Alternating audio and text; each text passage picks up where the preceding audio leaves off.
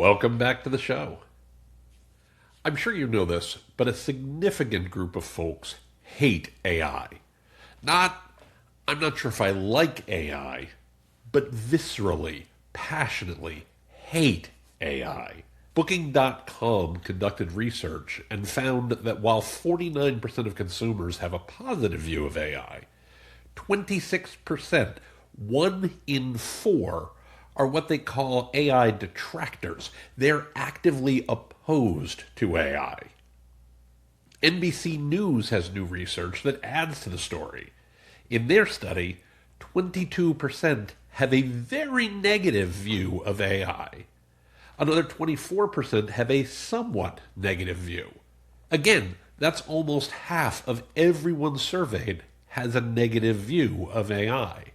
The Wall Street Journal piled on and noted, in a Quinnipiac University study of 1,400 adults in March, 55% said they felt AI would bring more harm than good, up from 44% in a poll last year. So, yeah, that's bad. This sentiment is breaking through to the mainstream. John Oliver had a fantastic, funny, and fearlessly heartfelt segment this past week on the very real harms of AI chat. While the episode was less about the business costs of AI and more about the societal costs, it spoke to the very real fears that roughly half of America feels right now, half of the country feels right now. The episode is worth watching in its entirety, even if you don't agree with everything Oliver said. In fact, it might be most worth watching, especially if you don't agree with everything Oliver said. It's important for you to hear what people think about AI. At the very same time, lots of corporate C-suites are pushing AI everywhere, along with crediting AI with helping them save all kinds of money, often through job reductions. There was another Wall Street Journal article where Verizon's CEO, Dan Schulman, quote, has predicted 20% to 30% unemployment within the next 2 to 5 years. I love, personally, that he added, I think being authentic, being realistic, telling the truth as best as you can is important. Which, I applaud his sentiment. Being authentic was a fairly crucial point in last week's episode. But geez, dude, read the room. Saying that change is necessary, but it can be difficult, doesn't exactly make folks feel warm and fuzzy, especially if you're talking about depression-level unemployment.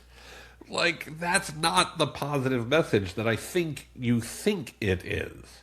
I have to make a disclosure here, by the way. I've done work with Verizon in the past. They're not currently a client, but they could be again, unless they really hate this episode. The point is that there's a very real backlash that customers feel about artificial intelligence. They're concerned about what it means for them in their day-to-day lives. 55% of people don't think AI will do more harm than good because, they're excited to see what happens. Seriously. And many of the criticisms of AI are valid. As I talked about last week, AI slop didn't become a term because people love AI content and can't get enough of it.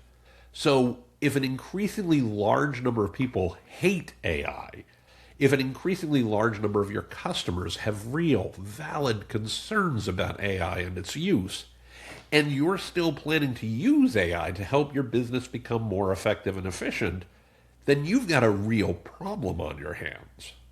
Not a potential problem, a genuine, real, honest-to-goodness problem right now. The question then is, what do you do about this problem? This is episode 493 of Digital Reset. I'm Tim Peter. Today we're talking about the AI backlash and what you can do about it. Let's dive in.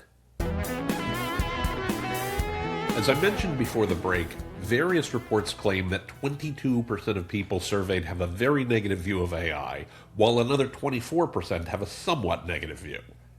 26% of people consider themselves AI detractors. They're actively opposed to AI. And fully 55% of US adults believe that AI will cause more harm than good. That's bad enough, but you need to know that that number was 44% a year ago. So the story for AI is not getting better. First, we have to consider the fact that many criticisms of AI are built on valid points. To get a big one out of the way, there will be job disruptions. It's not likely that there will be. We're seeing this in real time. Company after company is either laying people off because AI can do those jobs, or they're saying that they're laying people off because AI can do those jobs. I think the latter is more common than the former. I think they're looking for something to blame the job losses on other than, the economy or trying to save money or trying to grow profits. But no matter what the reality is, AI is the bad guy. That's not going to make your customers feel all that great about AI. And if we're being totally honest, of course AI is going to make some jobs go away. Technology of any kind always does. I've told the story many times about my grandmother, Marie. Marie was a telephone operator, which at the time was one of the most common jobs for women in the country. She and her sister, when they were 24 and 26, were the only people working in their household during the Great Depression. The Depression had put their father, my great-grandfather, out of work. My grandmother and her sister paid for their family's rent and utility bills and groceries. Today, the job that paid for their rent and utility bills and groceries doesn't exist. They were the only two telephone operators I've ever met in my entire life. Technology made that job go away, period. I want to be fair. There is a happy ending to that story. I'm going to come back to that in a little bit. So it's safe to say that technology and automation and artificial intelligence will affect jobs, for sure. There are also very real and very serious issues related to AI being used to create deepfakes and other types of misinformation, such as things like nudify apps. These uses are obviously terrible, horrible. I'm not going to spend much time on these other than to say that anyone using AI to harm others, either individually or at scale, either as a human or as an enterprise, should be prosecuted and punished. Full stop. I'm not trying to brush the criticism aside. It's a real problem, and it's one that we need to do more to fix. It's also not something that any credible business is doing, and if they are, they should be prosecuted and punished for it too. Additional criticisms about electricity usage and environmental concerns also have a number of well-founded bases. I'm doing a bunch right now to learn more about this topic. I don't feel super qualified at the moment to speak about it at any length. What I do know is true is that you've heard me quote the philosopher Paul Virilio many times, who said, when you invent the ship, you invent the shipwreck. Another part of that quote continues, every technology carries its own negativity, which is invented at the same time as technical progress. That's 100% true. That's why I use the quote so often. It was true when the internet and mobile and social came along. I've lived through this story a number of times in my career, and some of you probably have too. Of course, this reality is far older than just the internet. One of my family's go-to holiday movies, Desk Set, stars Katharine Hepburn and Spencer Tracy, and is about office workers at Christmas time worried that computers will take their jobs away. That movie came out in 1957, so almost 70 years ago. And no, I didn't live through that one. You probably also know that the word sabotage came about when a group of French workers who wore wooden shoes, they're called sabots in French, interrupted production at their factories. I'm a little sad about this, but there's a famous story that they threw their sabots into the machines to slow them down or wreck them, and that story apparently appears to be false. And I'm so bummed about that because that is a great story. At any rate, though, the first use of sabotage to mean slowing down work came about very late in the 19th century and was undoubtedly inspired by fears of automation, machines taking away jobs. Given that that was roughly 130 years ago, this is not a new problem. I'm confident you could find earlier examples of workers who feared technology would take their jobs away. You know, as Maslow told us, people wanting to be able to pay rent and buy food is, a fairly fundamental concern throughout human history. The fact that we've heard these concerns before, strangely, gives me hope. We have lived through this problem in the past. And generally, it's worked out okay in the longer term. Yes, we still have concerns about the internet and social and mobile, mostly related to misinformation and social connections. But losing your job because of one of those technologies generally isn't one of them. I told you there was a happy ending around the telephone operator story. The truth is that even though telephone operator was one of the most common jobs for women roughly 100 years ago, and today that job no longer exists, there are more women working just in the top 10 careers today than all of the women who worked when my grandmother was a telephone operator. 100 years of technological development have created far more jobs, even in just 10 fields, than existed back then. And that's true for men too, of course. The fact is that there are more than 3 times as many people working in the US today as there were when DeskSet came out 70 years ago, despite the 70 years of technological advancement since then. We've done more than survive that shipwreck. We thrived because of technology. Of course, that only matters if AI doesn't make your job go away. Having more jobs in the long run is great. Your customers, and you, have to pay rent and buy food in the short run, too. Right? As Keynes famously said, in the long run, we're all dead. I am not trying to be provocative or morose about this. Instead, it's one of those cases where 2 things can be true at once. The first is that AI isn't a problem in the longer term, at least related to jobs, probably. And the second is that we need to come up with solutions to help our customers, our communities, and our employees in the short term, too. I'm not afraid of AI. If I'm afraid of anything, it's the people using AI and making rules around AI that scare me more. Human beings, unfortunately, are very good at finding ways to be terrible to one another. As I've said in the past, terrorists have committed atrocities all around the world over the last few decades, and probably before that, without using AI. Sure, AI may help them do those things more successfully in the future, but the point still holds. They didn't need AI to come up with some of these really awful things. The real risk isn't that AI is going to put everyone out of work. The real risk is that some CFO will. And my bigger concern is that they'll do so without helping people along the way.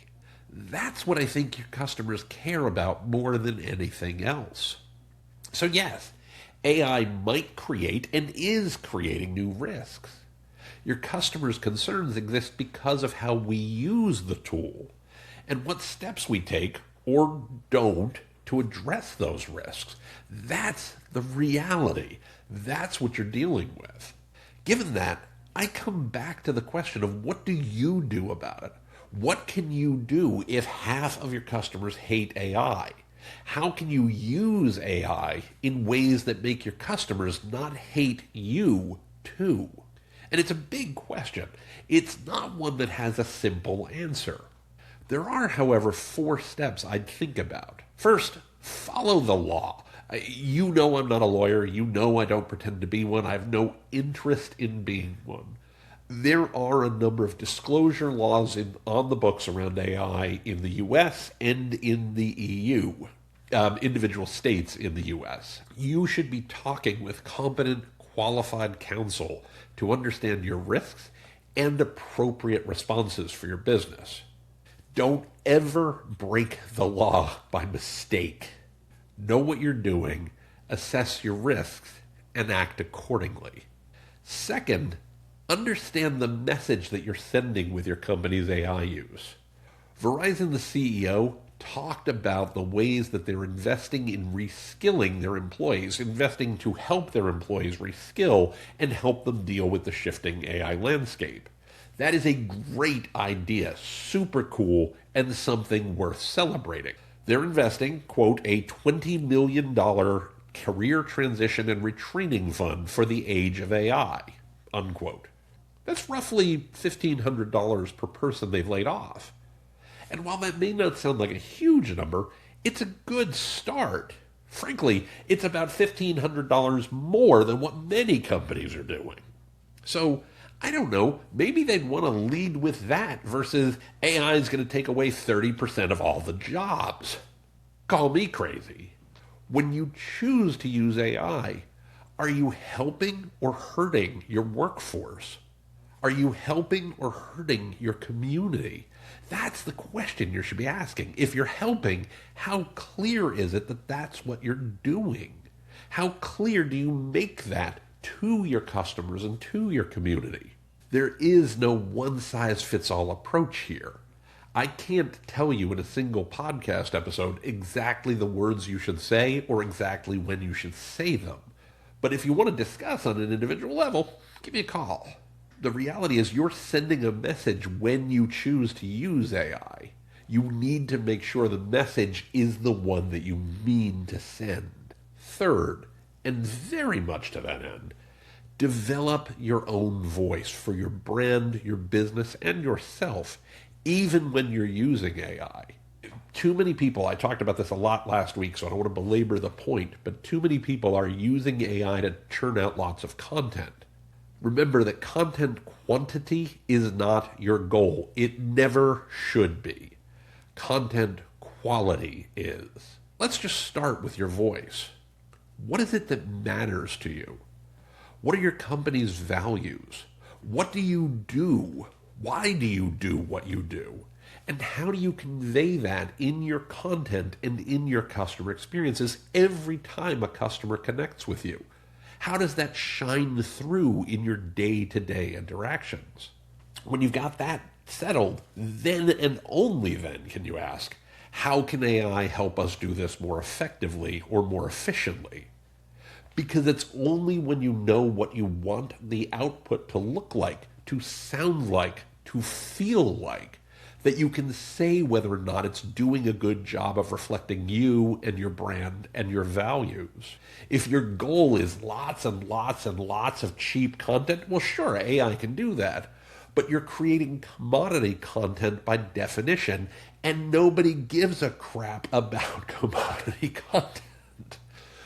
If your goal instead is tell a great story about our customers, their lives, and how our business helps them lead better lives, then you have something where AI might be able to help.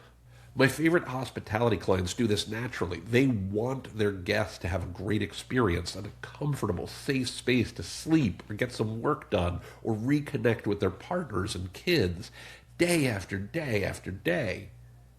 AI can become a tool to help do that better, not the big scary monster coming to take all the jobs away. By the way, I need to note that while this might sound like I'm talking only about B2C businesses, B2B is also about making your customers more effective and efficient at what they do too.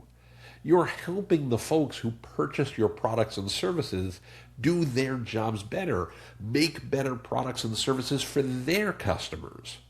The same point about your values and your voice apply, which leads me to my final point. It's also the most important point, and it is this: be human. Your job is to create a customer to connect with people in ways that make them want to work with your business. That's what your job is in marketing and sales and customer experience every day. I'm confident that we are already seeing customers who won't want to work with some businesses because of their approach to AI use and the impact of AI on their employees, their customers, and their community.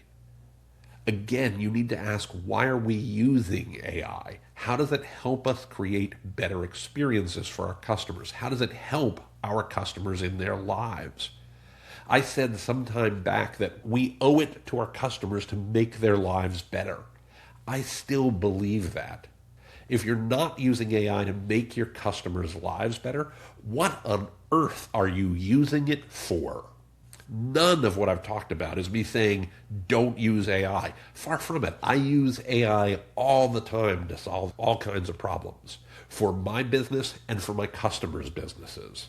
But it starts with saying, use AI in ways that are beneficial to your customers, your communities, your teams. Think about what you can and should disclose and in what ways you should do that to help your customers understand how and why you use AI. Again, maybe legal frameworks don't require you to disclose your use, but does it make you a better member of your community if you do that? It's clear that some customers hate AI, and it's clear that even more have concerns about AI. It's also clear that those concerns are built on valid points. They start from a ground truth that we need to acknowledge. We don't know exactly how AI will affect the job market. We don't know its long-term costs in terms of the environment or intellectual development. We are conducting real-time experiments at scale that will change the world we live in. And we have to be honest, just because we've seen similar shakeups in the past from internet and mobile and social and going all the way back to the 19th century doesn't mean that it will all work out all right in the end this time. I'm willing to bet it will, but we know that there will be shipwrecks for sure along the way. Nothing ever comes without some costs, especially in the short term. Your job is to acknowledge your customers' concerns. Your job is to listen and learn from them about what they care about. And then your job is to help your customers understand what you're doing to address those concerns. Ignoring their concerns will not make them go away. It will only make it look like you don't care. And then AI won't be the thing that customers hate. They just might hate you too. So maybe let's not do that. If this episode gave you a better picture of how you should approach AI for your business, do me a favor. Send it to a colleague who's working on AI for your organization. You might save them a world of trouble. You can find the show notes for this episode and the full archive of past episodes at timpeter.com/podcasts. And if you're ready to go deeper on making your brand the answer that AI reaches for, my book, Digital Reset, Driving Marketing and Customer Acquisition Beyond Big Tech, is the roadmap you need. You'll find the link in the show notes. Thank you so much for listening today. I genuinely appreciate you. Until next time, please be well, be safe, and be excellent to each other. I'll see you soon.